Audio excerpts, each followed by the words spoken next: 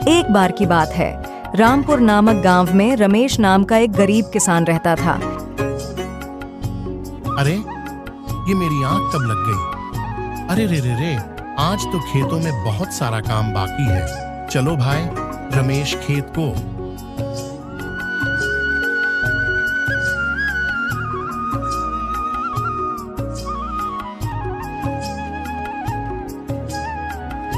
रमेश दिन रात मेहनत करता, लेकिन उसका उतनी ही मुश्किल से गुजारा हो पाता। उसकी ईमानदारी और मेहनत के कारण गांव के लोग उसका बहुत सम्मान करते थे। रमेश का सपना था कि वह एक दिन अपने खेतों को इतना समृद्ध बना सके कि उसकी गरीबी समाप्त हो जाए। एक दिन जब रमेश खेत में काम कर रहा था, तभी उसे जमीन में कुछ चमकता हुआ दिखाई दिया। उसने उत्सुकतावश देखा और पाया कि वह एक सोने के सिक्कों का थैला था। अरे बाप रे, यह क्या? यह तो सोने के सिक्के हैं। इससे तो मेरी जिंदगी बदल सकती है और मेरी सारी गरीबी दूर हो सकती है। लेकिन ये यहां, और ये किसका हो सकता है? लगता है यह सोने के सिक्के भगवान का आशीर्वाद है। उसने सोचा कि यह सिक्कों का थैला भगवान का आशीर्वाद है। हालांकि रमेश ने फिर तुरंत सोचा, यह सिक्के का थैला तो किसी का खोया हुआ भी हो सकता है।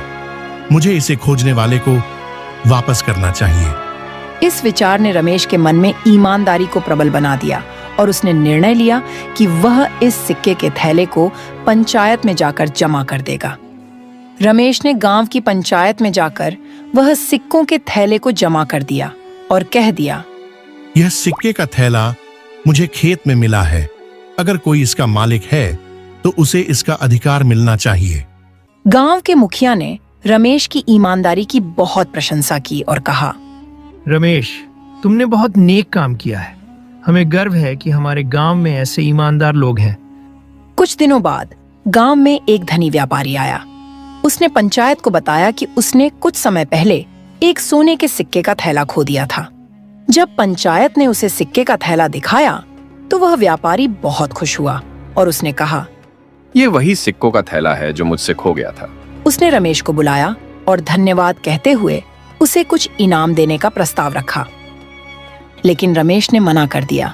उसने कहा, मैंने अपना कर्तव्य निभाया है। मुझे किसी इनाम की जरूरत नहीं है।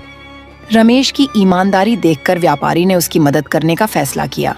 कुछ समय बाद व्यापारी ने रमेश को एक पत्र भेजा जिसमें लिखा था कि वह उसे अपने शहर में नौकरी देना चाहता है। रमेश खुश हुआ और उसने नौकरी स्वीकार कर ली।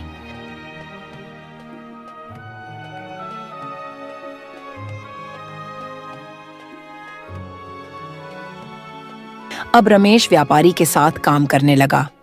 व्यापारी रमेश की ईमानदारी और मेहनत से इतना प्रभावित हुआ कि उसने रमेश को अपना व्यवसाय देखने का अधिकार दे दिया। अरे भाई रमेश, जरा सुन तो, मैं इन सारे कारोबार के काम से थक गया हूँ। अब मैं सोच रहा हूँ कि अब मैं आराम करूँ। आज से ये सब तुम ही संभालो। धीरे धीरे रमेश की मेहनत और ईमानदारी से व्यापार और भी बढ़ता गया और रमेश की स्थिति में भी सुधार हुआ। अब वह एक सफल और धनी व्यक्ति बन चुका था। रमेश ने अपने जीवन के कठिन समय को कभी नहीं भुलाया और हमेशा ईमानदारी से जीवन जीने का संकल्प लिया। इस प्रकार रमेश की ईमानदारी और मेहनत का फल उसे मिल गया।